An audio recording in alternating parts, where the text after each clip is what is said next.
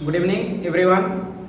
आज आप सभी को the bio and chemistry section पर स्वागत है। आज हम लोग पढ़ेंगे केमिस्ट्री की खास टॉपिक जो सब कुछ तकरीबन हम लोग कंप्लीट कर चुके हैं।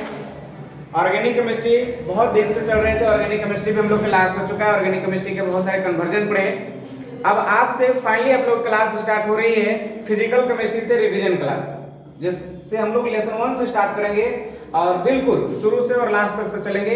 और प्रत्येक दिन का क्वेश्चन जो होगा इंपॉर्टेंट क्वेश्चन होंगी, बहुत सारे जिनमें क्वेश्चन जो हो इंपॉर्टेंट है एग्जाम में से उसी क्वेश्चन को हम लोग देख पाएंगे यहाँ पर। ठीक है, इस क्लास में रिवीजन क्लास हो रही है, तो रिवीजन क्लास होने से फास्ट क्लास होगी, सारे लोग देखेंगे बैठ करके और कलम कॉपी लेकर रेडी रखेंगे। बिल्कुल क्लास में हम लोग रुकेंगे नहीं और आप लोग बिल्कुल स्किप भी नहीं करेंगे। एक एक से सारा देखेंगे और फास्ट देखने की कोशिश करेंगे, उसको लिखते चलेंगे और तैयारी में लग जाइए। एग्जाम हम लोग के नज़दीक है। बिल्कुल उम्मीद करते हैं कि आप लोग के मार्च में एग्जाम होना ही होना है, तय है, और आप लोग एग्जाम बेहतर हो ये भी उम्मीद करते हैं। आइए पढ़ाई स्टार्ट करते हैं। आप लोग के पहला लेसन से स्टार्ट करते हैं। फर्स्ट चैप्टर का नाम है सॉलिड स्टेट। पहला चैप्टर का नाम है ठोस अवस्था।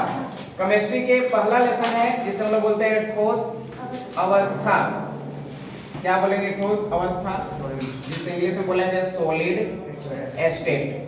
सॉलिड स्टेट समझने की कोशिश करेंगे। सबसे पहले कुछ खास बातें मैं बता दे रहा हूं। ठोस वे पदार्थ हैं, ठोस वे पदार्थ हैं जिसके आकार और आयतन दोनों ही निश्चित होता है। जैसे मेरे पास हाथ में दिखाई दे रहा है, आपके पास मार्कर जो है एक ठोस पदार्थ है। अच्छा, मार्कर तो ठोस है, दीवार ठोस है, बोर्ड ठोस है, तो हमको बारे में बताइए हम क्या है? ठोस। यानी ह्यूमन बीइंग भी क्या है? ठोस है। जानवर सारे ठोस है। मतलब कुल मिलाकर के अगर ठोस हैं तो ठोस का तो डेफिनेशन ऐसा हार्ड होती है, छूने टोने में हार्ड है, लेकिन हम लोग के देखो थोड़ा सा मुलायम है, बिल्कुल है ना, ये मांस स्टोर है, पकड़ा जा रहे हैं तो ये ढीला ढाला है, मतलब फिर भी क्या है, ये ठोस है। इतनी बात समझ में आ रहा है? अगर ठोस का डेफिनेशन अगर हम देना चाहें तो बोलेंगे वैसी पदार्थ जिसका आकार और आयतन दोनों ही निश्चित होती है, दोनों निश्चित होती है, आकार आयतन चेंज नहीं हो सकते हैं, फिक्स होते हैं, ऐसे पदार्थ को हम लोग सॉलिड स्टेट के अंतर्गत ठोस पदार्थ कहते हैं। याद रहेगा? समझ में आ गया सबको? ठोस आगे सुनेंगे। जो ठोस होते हैं एक्चुअल में ठोस में पाया जाने वाला अवयवी कण, जिसको संघटक कण बोलते हैं, जिससे मिलकर बना हुआ होता है, अरेंजमेंट कैसे होते हैं, सजा कैसे है, इसको अकॉर्डिंग अगर देखें तो ठोस के दो प्रकार होते हैं। ठीक है, एक क्रिस्टलीय, दूसरा अक्रिस्टलीय। हम इस पर विशेष बात करेंगे। अभी क्वेश्चन इंपॉर्टेंट आते हैं एग्जाम यहाँ से। ठीक है, एक पहला जो है क्रिस्टलीय और दूसरे होते हैं अक्रिस्टलीय। क्रिस्टलीय ठोस और दूसरा जो है टॉपिक वो क्या है? अक्रिस्टलीय ठोस। अक्रिस्टलीय दीर्घिकार होंगे, बताइए हैं कि हर्षिकार? अक्रिस्टलीय ठोस। ओके, अक्रिस्टलीय ठोस। ये जो ठोस पदार्थ होते हैं, एक होता है क्रिस्टलीय, दूसरे क्या होते हैं? अक्रिस्टलीय होते हैं। क्लियर है यहाँ तक? बताइए किसी को नहीं प्रॉब्लम है ना?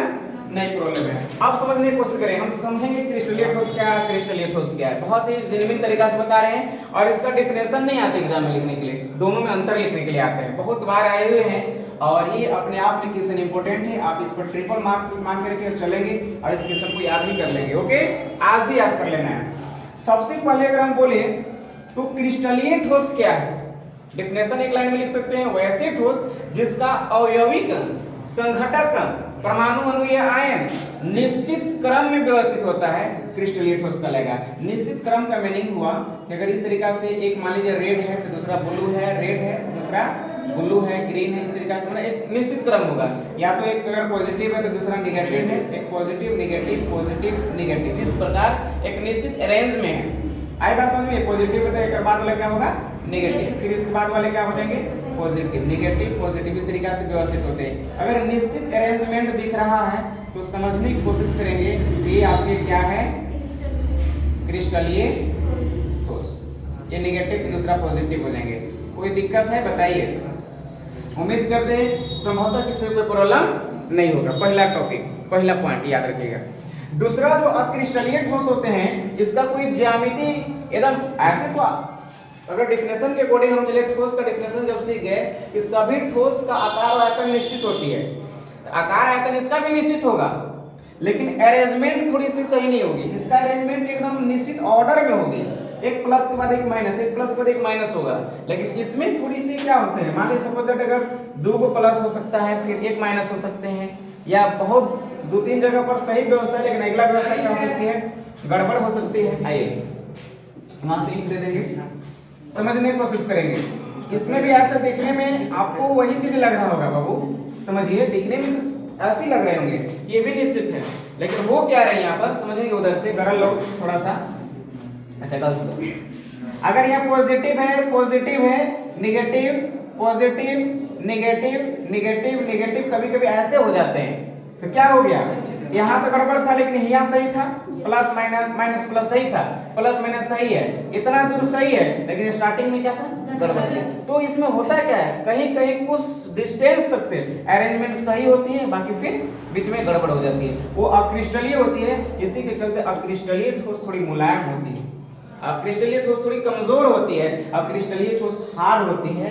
क्रिस्टलीय ठोस क्षण भंगुर होने की कैपेसिटी रखती है। समझ आ रहे हैं ना, यहाँ प्लस है, यहाँ पर प्लस है तो यहाँ पर भी माइनस, यहाँ प्लस है तो यहाँ पर भी माइनस हो सकता है ना, माइनस है तो प्लस, फिर गड़बड़ हो जाएगा, फिर देखिए माइनस 2 को माइनस हो जाते हैं। ऐसे व्यवस्था अगर कहीं दिखता है दैट इज एमोर्फस सॉलिड। अब क्रिस्टलीय को क्या अंग्रेजी में बोलते हैं हम लोग, एमोर्फस सॉलिड, और इसको बोलते हैं क्रिस्टलिन को क्रिस्टलीय को बोलते हैं क्रिस्टलीन सॉलिड, क्रिस्टलीन सॉलिड। उम्मीद करते हैं किसी को कोई दिक्कत नहीं होंगे। पहला पॉइंट तो आपका डेफिनेशन से हो गया ना, ये निश्चित क्रम में होंगे। कैसा होगा, निश्चित क्रम, थोड़ा सा कष्ट है।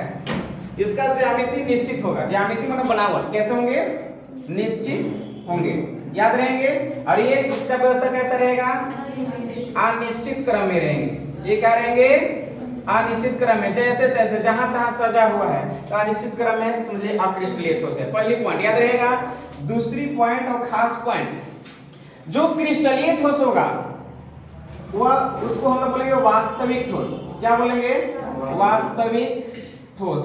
एक्चुअल में रियल में ठोस यही है, और हम लोग भी ठोस है, हम लोग हड्डी वाला जो है ना वो वास्तविक ठोस है, लेकिन मांस वो वास्तविक ठोस नहीं है। मांस कैसे है, मसल्स कैसे हैं, वो चुक जा रहे हैं ना दबाने से, हैं ये वास्तविक ठोस है, लेकिन ये वाला क्या हो जाएंगे, अवास्तविक है, मतलब अक्रिस्टलीय है, इसीलिए इसको हम लोग बोलते हैं आभासी है।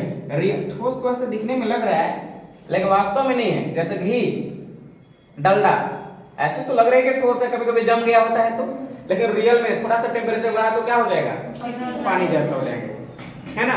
ठोस का परिभाषा ही होता है कि वह पदार्थ, ठीक है, जो कमरे के ताप पर अपनी अवस्था में परिवर्तित नहीं कर सकता है, तभी ना ठोस है।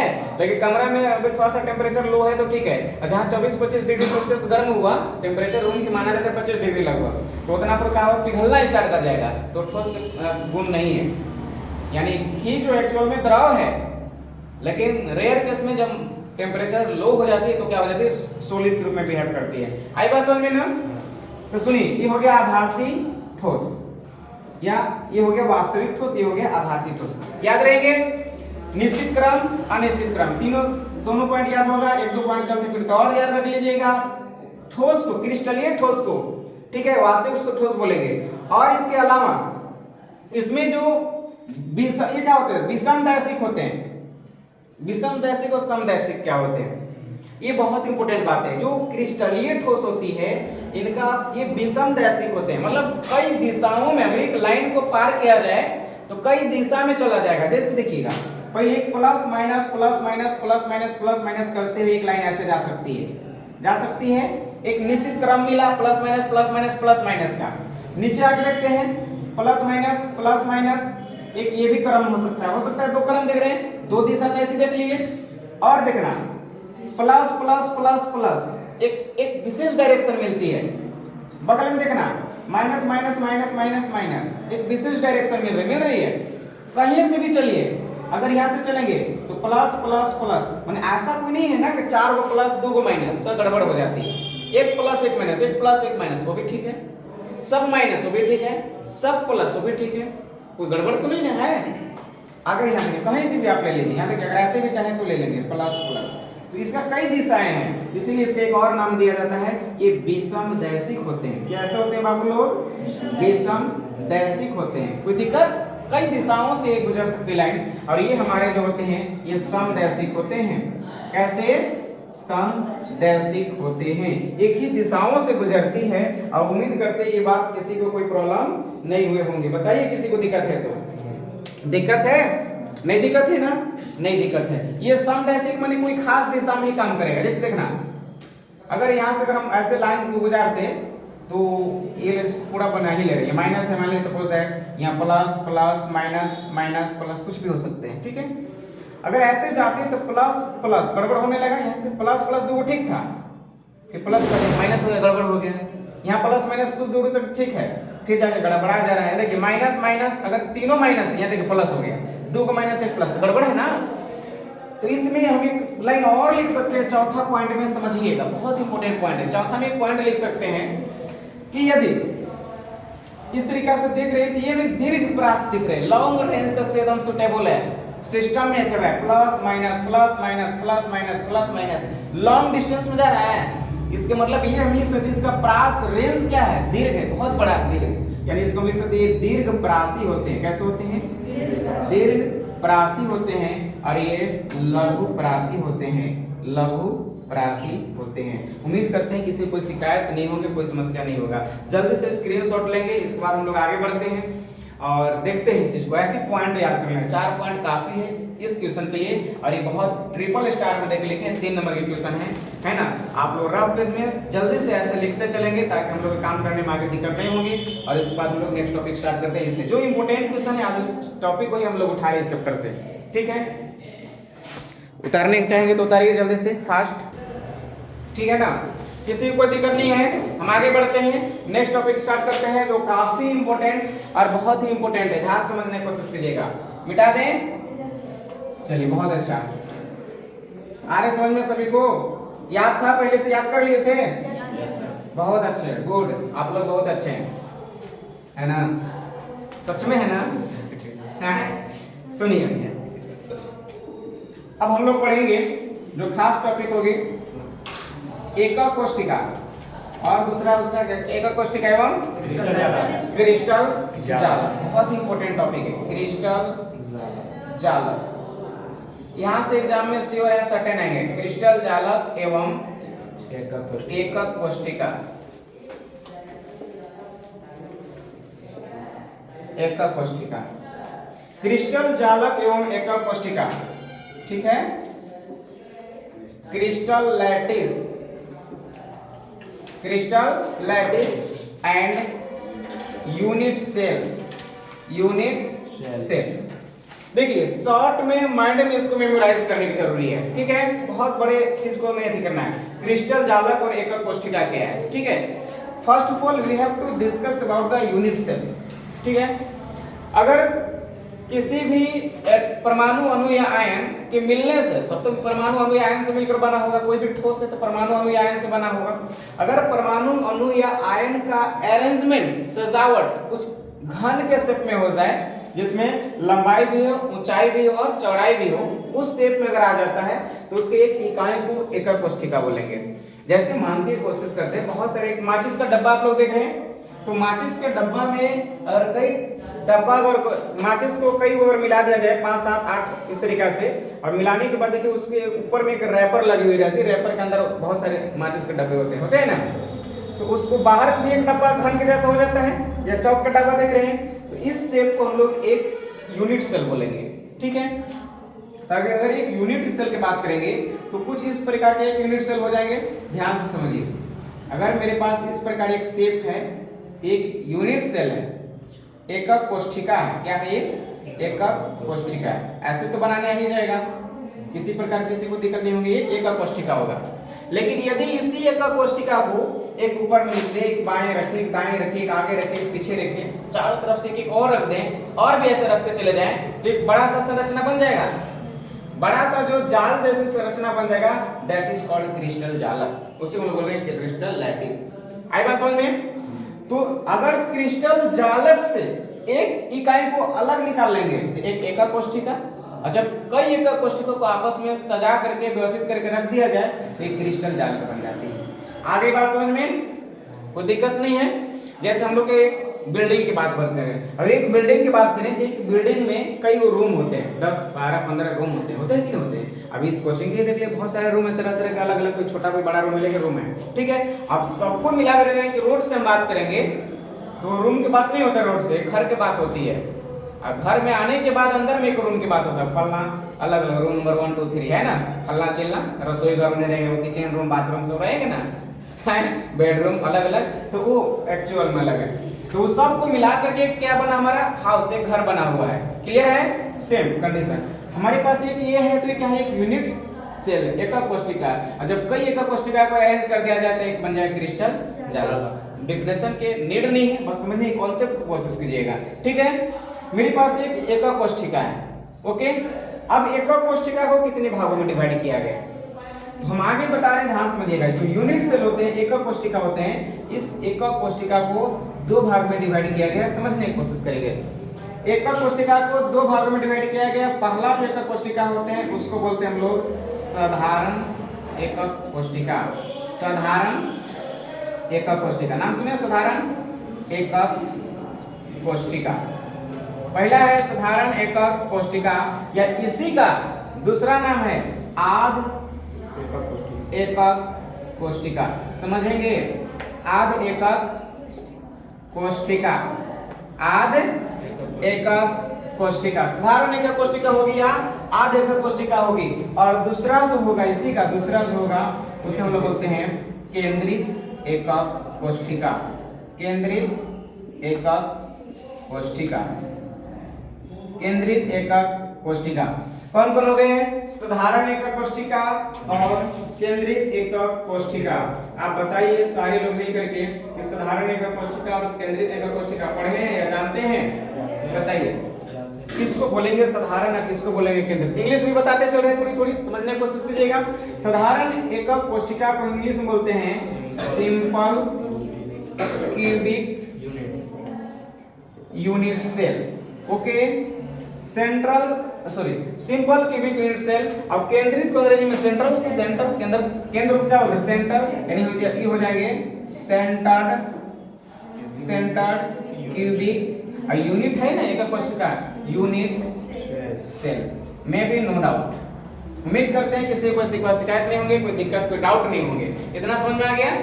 जो साधारण एकक कोशिका होगा उसका परिभाषा सीखेंगे, जो केंद्रित एकक कोशिका होगा उनका परिभाषा सीखेंगे, ओके। समझिए, अगर साधारण एकक कोशिका के परिभाषा की बात करेंगे तो एकदम लॉलीपॉप है ना, एकदम आसान, एकदम इजी। कैसे परिभाषा होगा?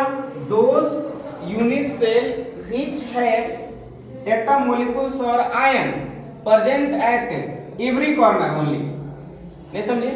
जब परमाणु, अणु या आयन किसी एकक कोशिका में, जब परमाणु, अणु या आयन सिर्फ सभी कोने पर पाई जाए तब उसे साधारण एकक कोशिका। क्यों उसको साधारण कहा गया है बताइए भैया लोग, बहनी लोग, बताइए साधारण उसको क्यों कहा गया? हाँ देख लीजिए, रुमाना कैसे हंस रही है ना। एगो नेताजी थे, अब स्टेज पर चढ़ गए और ऐसे भाषण दे रहे थे, बोल रहे थे कि भारत के जितने माएँ हैं हमारी माँ हैं, जितनी बहनें हैं हमारी बहन है ना, जितने चाचा चाची हैं हमारे चाचा चाची हैं, जितने भैया हैं हमारे भैया, जितने भाभी हमारे भाभी हैं, और जितने पत्नी है हमारे पत्नी है। अब जैसे ही ये बात बोला है तैसे ही जूता उधर से लगे सब फेंकने, है ना, पत्थर उधर से लगे मारने। सब कुछ नहीं कहा जा सकता है ना, सभी माएँ हमारी माँ है, यहाँ तक तो पॉसिबिलिटी है, बहन हमारी बहन कह सकते हैं, लेकिन सभी पत्नी पत्नी मत बताइएगा, है ना, मतलब ठोकाने लगेगा आदमी। तो समझ में आ रही बात को? सुनिए, साधारण एकक कोशिका क्या है? वैसे एकक कोशिका जिसमें परमाणु, अणु या आयन कहाँ रहेंगे? एकदम लॉलीपॉप, ललन टॉप लैंग्वेज सुनना।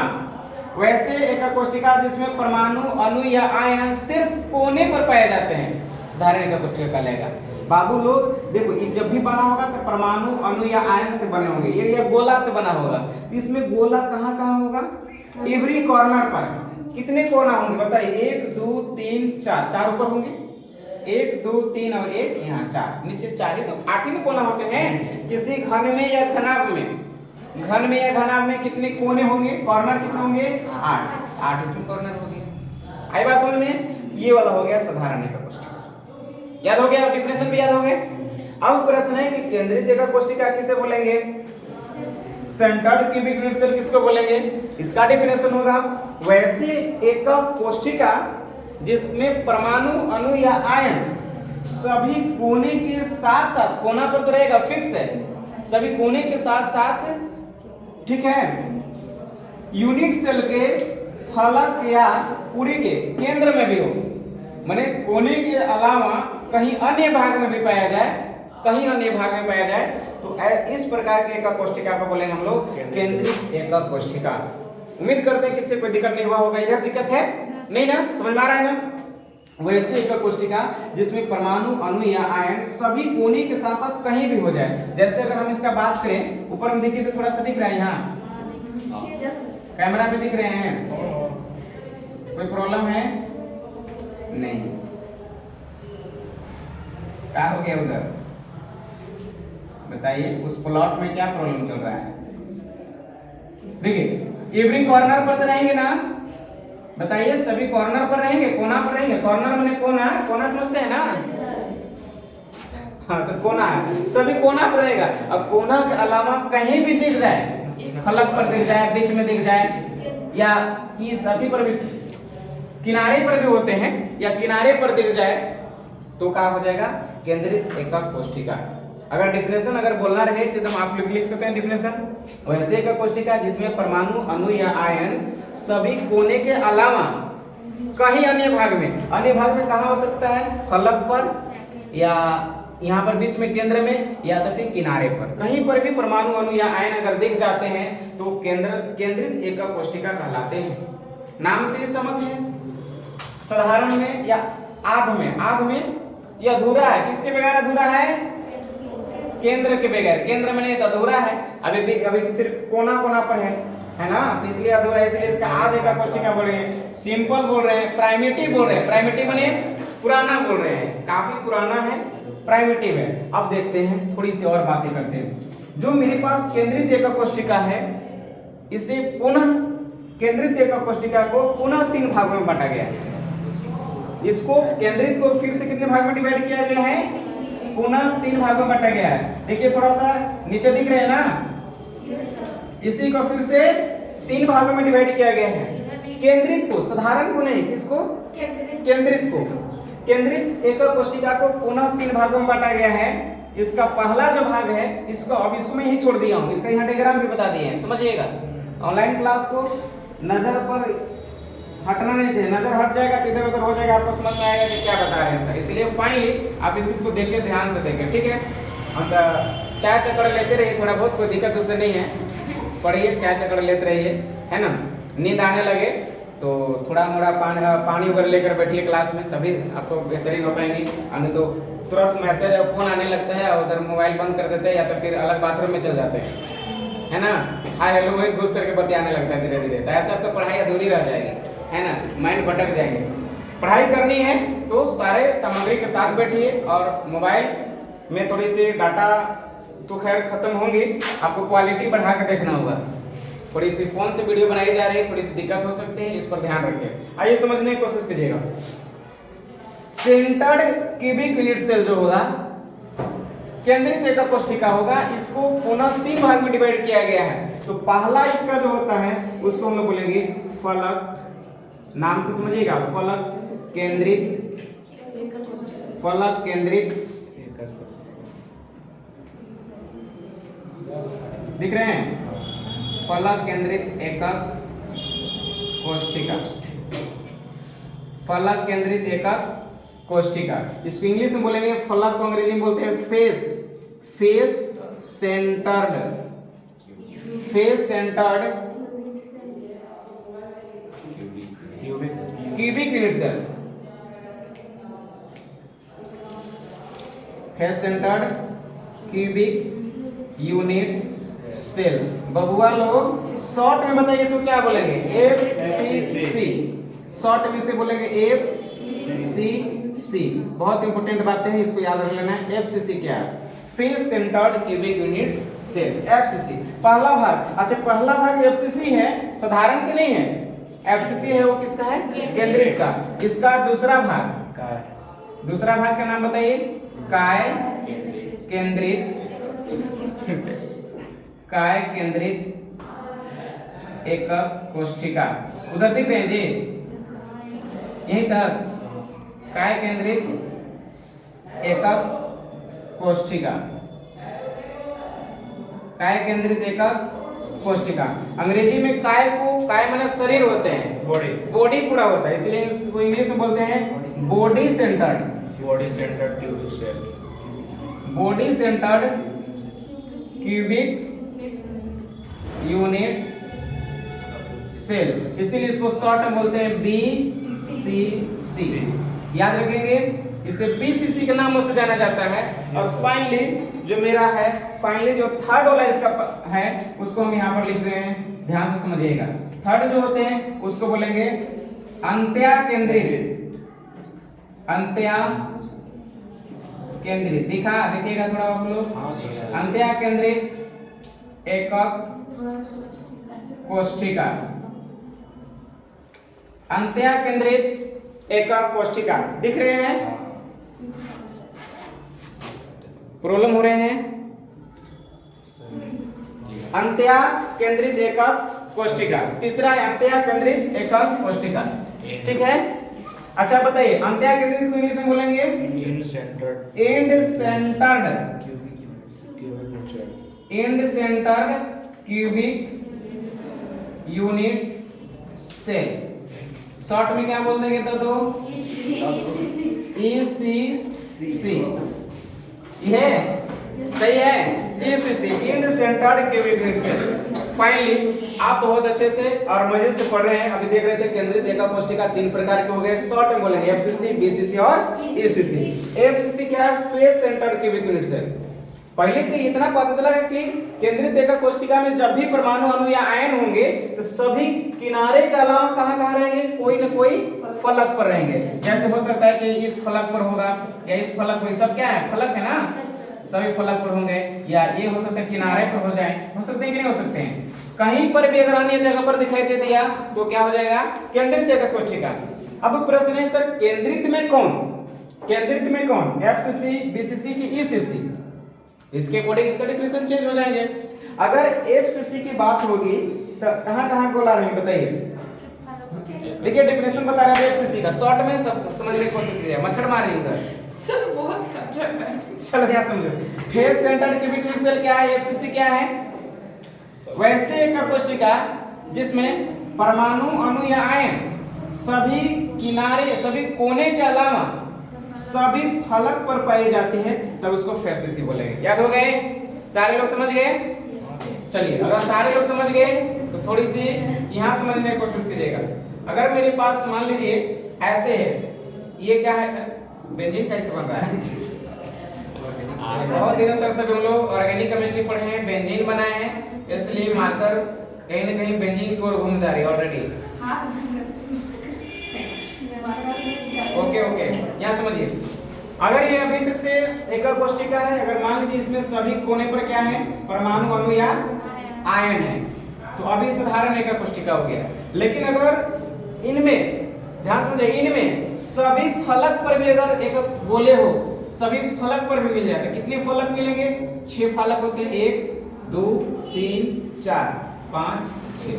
बताइए एक घन में या एक माचिस का डब्बा या तो उसको छोड़ दीजिए, लूडो खेले हम लोग, उसमें जो आपके पास उसका पासा होते हैं, उस पासा में कितने का आते रहते हैं काउंटिंग, 1 2 3 4 5 6 तक होते हैं, 6 तक होते हैं।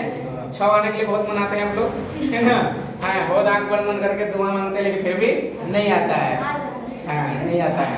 कभी कभी आ जाते हैं, आ जाते हैं तो हैप्पी हो जाते हैं, तो समझिए हैप्पी हो गए तो लाइट चला गया। अगर सभी कोना के अलावा सभी फलक पर पाया जाएगा तो उसको बोलेंगे FCC, मतलब ये डायग्राम किसका हो गया बताइए, FCC का हो गया। अब दूसरी डायग्राम पर चलेंगे, वैसे एकक कोशिका जिसमें परमाणु अणु या आयन सभी कोने के साथ साथ, सभी कोने के साथ साथ एक केंद्र में पाया जाता हो।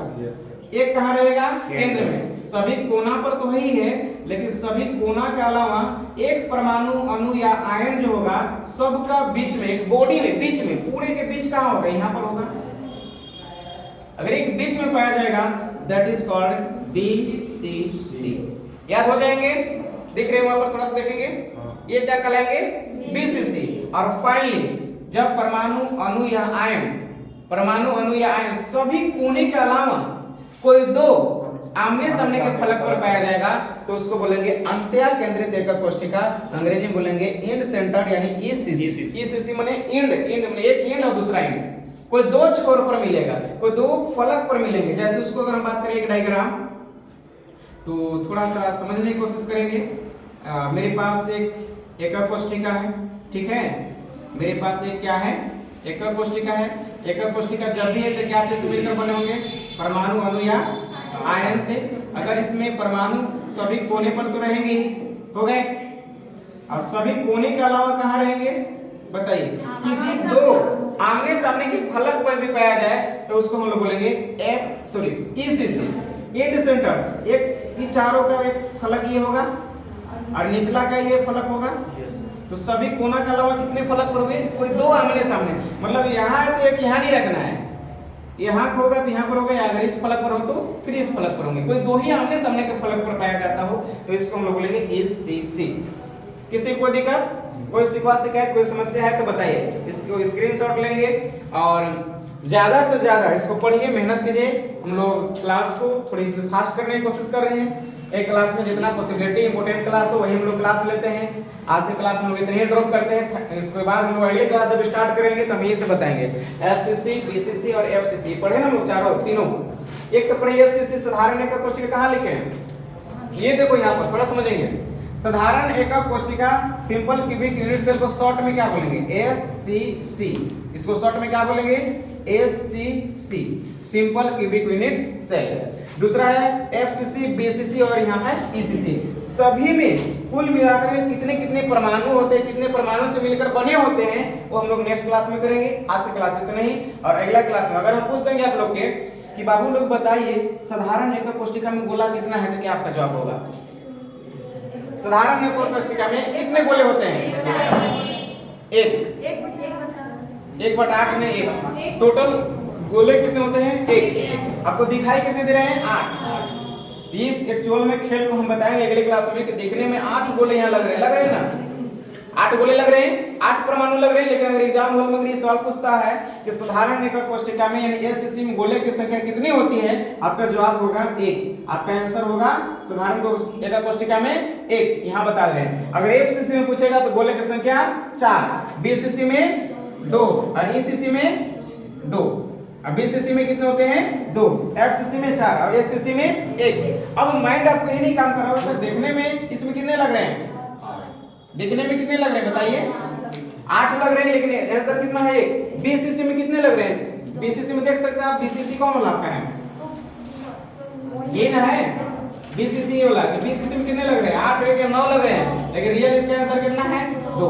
इस पर हम लोग विशेष बात करेंगे आखिर ऐसा क्यों हो पाता है अगले क्लास में। आज क्लास को हम इतना ही छोड़ रहे हैं ताकि हम लोग अगले क्लास में फिर से इसको रिटर्निंग आएंगे और वहां पर बताएंगे। क्या हो गया उधर मिस, बताइए कोई समस्या है नहीं, चलिए थैंक यू वेरी मच, आज का कहानी इतना ही।